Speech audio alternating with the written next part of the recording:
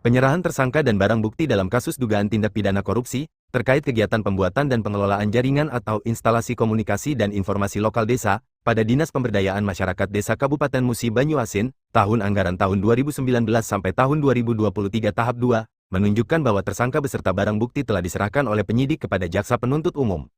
Tahap ini merupakan langkah lanjutan dalam proses hukum, yang biasanya diikuti dengan penyusunan dakwaan oleh JPU dan persiapan untuk proses persidangan di pengadilan.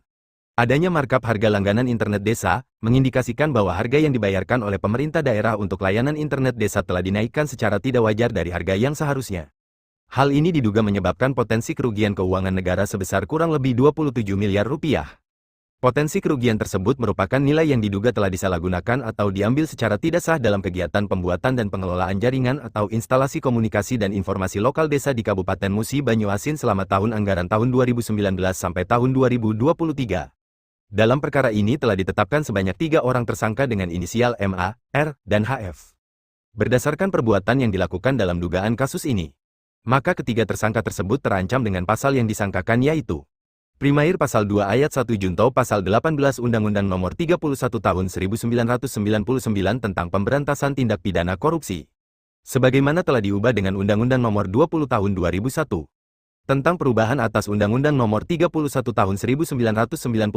tentang Pemberantasan Tindak Pidana Korupsi Junto Pasal 55 Ayat 1, ke-1 KUHP Pidana, Subsidiar, Pasal 3 Junto Pasal 18 Undang-Undang Nomor 31 Tahun 1999 tentang Pemberantasan Tindak Pidana Korupsi, sebagaimana telah diubah dengan Undang-Undang Nomor 20 Tahun 2001 tentang perubahan atas Undang-Undang Nomor 31 Tahun 1999 tentang Pemberantasan Tindak Pidana Korupsi Junto Pasal 55 Ayat 1 ke-1 KUHP Pidana.